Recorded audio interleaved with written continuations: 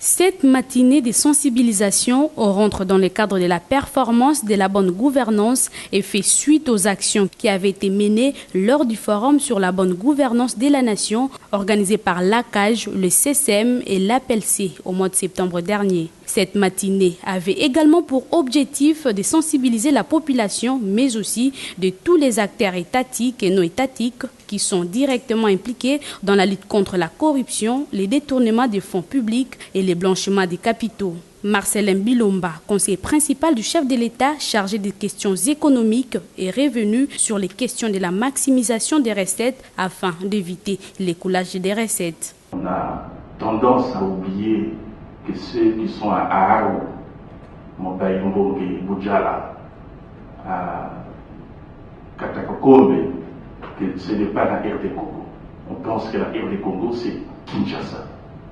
Quand on nivelle le compte général du Trésor, avec la pression qu'il y a des gestionnaires de crédit qui prétendent que si vous ne faites pas ceci, il ne pourra pas atteindre l'objectif. Avec cette pression, souvent, tout ce qui vient au crédit du compte général du Trésor est rapidement utilisé et c'est difficile de reconstituer les comptes pour récompenser les régies qui, elles, ont travaillé durement pour amener la moisson. Pour le président du réseau parlementaire africain de lutte contre la corruption, l'honorable Jean-Pierre Passy-Zapamba, la lutte contre la corruption est un élément majeur pour une bonne gouvernance.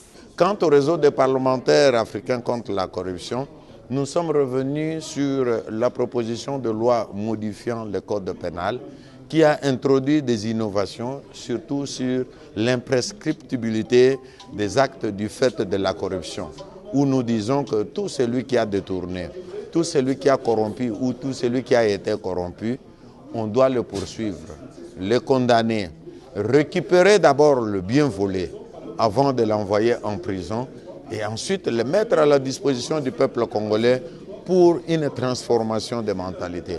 Et donc nous avons eu une matinée très riche où nous avons invité les Congolais à s'auto-prendre en charge. On doit dénoncer la corruption pour que toutes les institutions qu'on est en train de mettre en place puissent traquer le Koulouna en cravate. Rappelons par ailleurs que cette matinée a connu la participation de plusieurs structures étatiques et non étatiques opérant en République démocratique du Congo.